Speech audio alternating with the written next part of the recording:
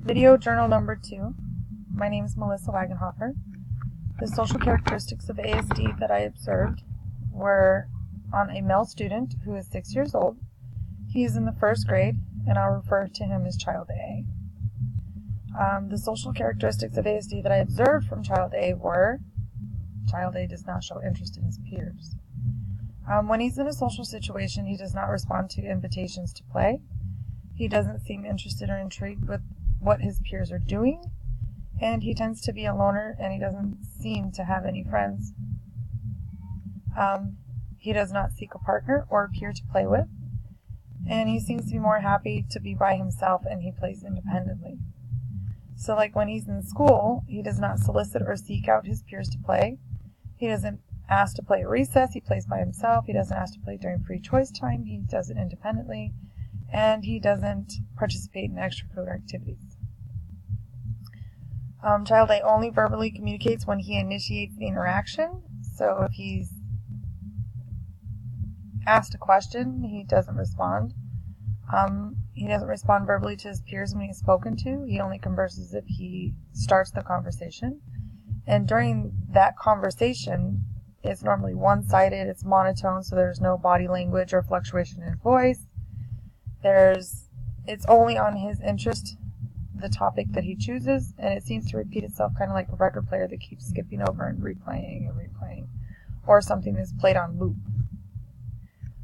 He doesn't pick up on social cues. He has no understanding of these social cues. He does not respond to gestures appropriately. So example, when someone waves, he does not respond with a wave. He just continues with what he's doing. He doesn't pick up on facial expressions. When someone smiles at him, he just continues expressionless without a response. He doesn't respond to invitations to play. When a peer asks him to play, he simply ignores him or her.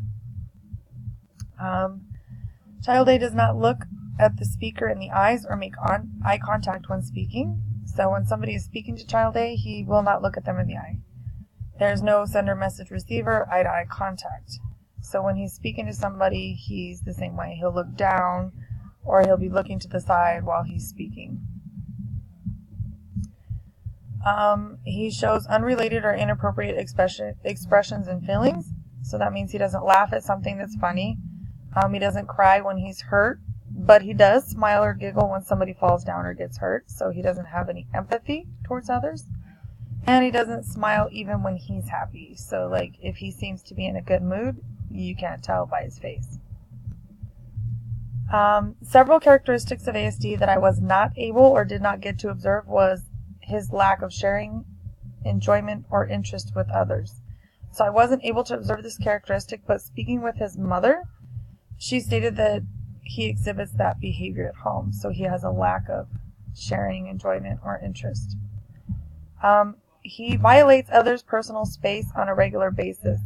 He has no perception of personal space. I didn't get to observe this, but again, his mother says that he invades personal space at home.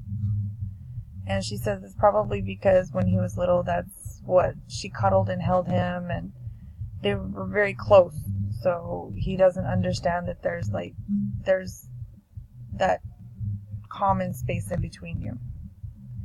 And then the last thing that I wasn't able to observe was him communicating his needs effectively. So I wasn't able to observe this characteristic because he was not in need of anything during the time of observation. But again, his mother stated that he struggles with this daily. So say for instance, he's hungry, he doesn't express the need for food. If he's thirsty, he doesn't express the need for something to drink. Any situation outside of my observations where I think the social characteristics might have manifested with the individual, which would be Child A.